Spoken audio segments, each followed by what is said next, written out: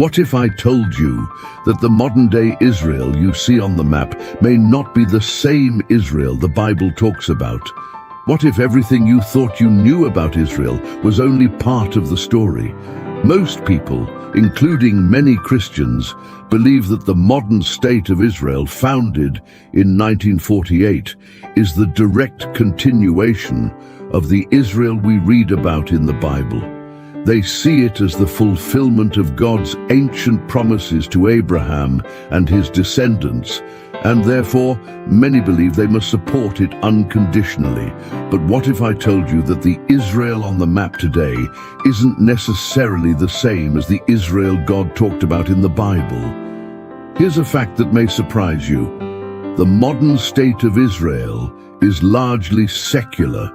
It's driven by political forces and nationalistic ideologies, and many of its leaders do not follow God as their forefathers once did. And yet, Christians around the world stand by Israel with a kind of blind allegiance, convinced that supporting this nation is the same as standing with God's plan. This isn't just about geography. This is about spiritual identity. And the differences between the biblical Israel and the modern nation are far deeper than you may realize. The truth is that God's promise to Abraham was not just about a physical land. It was about a covenant relationship. And today, while many in Israel claim the inheritance of Abraham, the question remains, are they living in alignment with the covenant God established? Stay with me until the end, because we're going to explore questions that could completely shift your understanding of the Israel we see today. Who are the Zionists, and how did they shape modern Israel? What does the Bible say about the land promised to Abraham? And perhaps the most shocking question, is it right for Christians to support everything modern Israel does, regardless of their actions? The answers may not be comfortable, but they're necessary. What you're about to learn will give you a biblical perspective on the current Israel, the spiritual implications of supporting it, and how these revelations relate to biblical prophecy. To understand the present, we must first go back to the beginning, to the story of Abraham in the Old Testament. In Genesis 15:18-21, God promised Abraham a specific land for his descendants. This land, known as Canaan, spans modern-day Israel, but also parts of Lebanon, Jordan, Syria, and Egypt. It was a broad territory, much larger than the borders of the current state of Israel. However, there's a key point to understand. The land was tied to a covenant. It wasn't just a territory for the sake of territory. It was a land where God's people were to live in obedience to him. This land, Israel, was meant to reflect God's relationship with his people. It was never just about real estate. It was about spiritual alignment. Now, the modern state of Israel, founded in 1948, came into existence after World War II, largely through international political agreements and the Zionist movement. While many Jews returned to the land, seeing it as the fulfillment of prophecy, others argue that the modern state of Israel is a secular nation, a far cry from the theocratic nation that God envisioned in the Old Testament. So does today's Israel fulfill the promise God made to Abraham? It's not as clear-cut as it seems. While the geography may overlap, the spiritual purpose of Israel in the Bible was tied to obedience and covenant. The modern state is political, secular, and often driven by nationalism, not biblical devotion. Another turning point in the biblical story comes with Jacob, the grandson of Abraham. In Genesis 32:28, God changes Jacob's name to Israel after Jacob wrestles with an angel. The name means he who struggles with God, and it's from Jacob that the 12 tribes of Israel descend. But here's the critical question. When God changed Jacob's name to Israel, was he referring to a physical territory, or was he creating a people, a spiritual lineage? The Bible suggests that Israel isn't just a nation-state, but a people chosen by God. In Exodus 19:5-6, God tells Moses, "Now if you obey me fully and keep my covenant, then out of all nations you will be my treasured possession. Although the whole earth is mine, you will be for me a kingdom of priests and a holy nation." Israel was to be a holy nation, a people in relationship with God. Therefore, the name Israel was less about land and more about the covenant people of God. The land was a gift, yes, but the real significance of Israel was their relationship with God. So, while the modern state of Israel might occupy the land, the question remains, are they living as the covenant people of God? That's what truly defined biblical Israel, and it's what we must consider when comparing the ancient nation with today's state. To understand the creation of modern Israel, you need to understand Zionism. Zionism is a political movement that emerged in the late 19th century, advocating for the creation of a Jewish homeland in Palestine. This movement gained momentum due to anti-Semitism in Europe and the persecution of Jews throughout history. But here's something that's often misunderstood. Zionism wasn't always religious. Many early Zionists were secular Jews who were more focused on the cultural and political identity of the Jewish people than on their spiritual covenant with God. Theodor Herzl, the father of modern Zionism, envisioned a secular state where Jews could live freely, away from the oppression they faced in Europe. This brings us to today. The modern state of Israel is largely controlled by secular political leaders. While there are religious factions within Israel, the nation's government and much of its population are not driven by Torah-based principles. Instead, they focus on national security, political power, and maintaining their sovereignty in a volatile region. So, when we ask who controls Israel today, we must acknowledge that Zionism and its political goals are a significant driving force.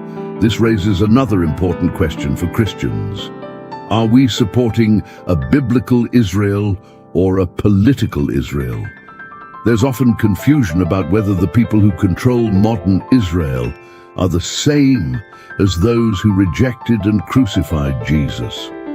Historically speaking, Jesus lived during the time of the Roman Empire, and his crucifixion was the result of both Jewish religious leaders and Roman authority. The religious leaders at the time, primarily the Pharisees and Sadducees, were responsible for condemning Jesus. But it's important to remember that not all Jews rejected Jesus. His earliest followers, including Peter, John, and Paul, were all Jewish. The people who live in modern Israel today are descendants of the ancient Israelites, but many are secular and do not follow religious Judaism as strictly as their ancestors. Moreover, the Roman Empire, which played a significant role in Jesus' crucifixion, no longer exists. So, the short answer is no. The people who crucified Jesus are not the same as the secular Israelis living in the modern state today. However, it's important to note that many Jewish people still do not accept Jesus as the Messiah, which continues the spiritual divide between Judaism and Christianity. Many Christians believe they must support the modern state of Israel unconditionally because of verses like Genesis 12:3, where God says to Abraham, "I will bless those who bless you, and whoever curses you, I will curse." This verse is often interpreted to mean that blessing Israel, in whatever form it takes, brings God's favor. But should Christians support every action taken by the Israeli government, regardless of whether it aligns with God's word? The reality is that the modern state of Israel is often involved in military actions, political conflicts, and policies that may not reflect biblical principles. For instance, the Palestinian conflict raises ethical and moral questions about human rights, land occupation, and justice. While it's important to pray for Israel and acknowledge its biblical significance, Christians should also remember that God's heart is for justice, peace, and righteousness. Supporting Israel does not mean turning a blind eye to actions that go against these values. Jesus himself said in Matthew 5:9, "Blessed are the peacemakers, for they will be called children of God." As Christians, our role is to seek God's will, not to support any nation unconditionally, but to advocate for justice and truth in all things. Another pressing question: is modern Israel under constant threat from its neighbors, or is Israel itself a threat to the stability of the Middle East? Historically, Israel has been involved in multiple wars since its creation in 1948, including conflicts with Palestine, Lebanon, Syria, and Egypt. Israel is surrounded by nations that have, at various times, sought its destruction, such as Iran, which has openly called for the annihilation of Israel. At the same time, Israel's military actions, such as the occupation of the West Bank and the blockade of Gaza, have led to accusations that Israel is destabilizing the region and contributing to the suffering of Palestinian civilians. The truth is, Israel is both under threat and a regional power. The conflict is complex, and as Christians, we must look beyond political narratives and seek God's wisdom in understanding the situation. Our goal should always be to pray for peace and justice for all people in the region, not to take a one-sided political stance. Finally, let's address the issue of Zionism and its influence on Western media, Hollywood, and US politics. Many people, including public figures like Kanye West, have claimed that Zionists have significant control over global narratives and political agendas. It's true that Israel has strong ties with the United States, and that Jewish people hold significant positions in media, entertainment, and finance. However, it's important not to fall into conspiracy theories that promote anti-Semitic stereotypes.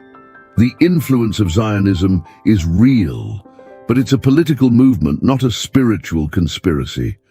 Many Jews, especially in the US, do have strong connections with Israel, and Western governments, particularly the US, have been staunch supporters of Israel since its founding. As Christians, we should focus on the biblical truths and avoid falling into political traps or anti-Semitic rhetoric.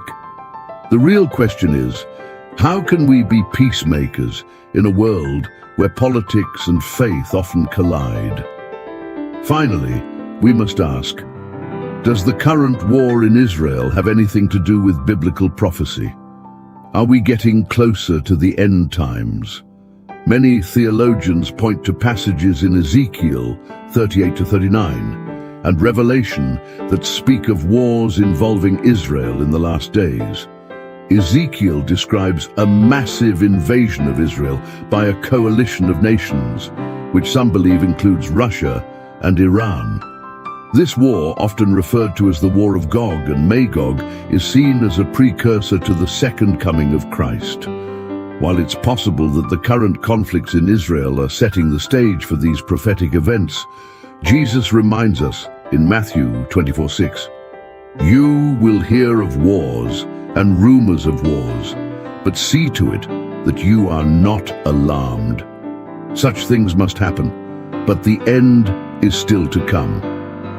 In other words, while we should be watchful, we should not live in fear. God's plan will unfold in His time, and our role is to be faithful, prayerful, and committed to spreading the gospel.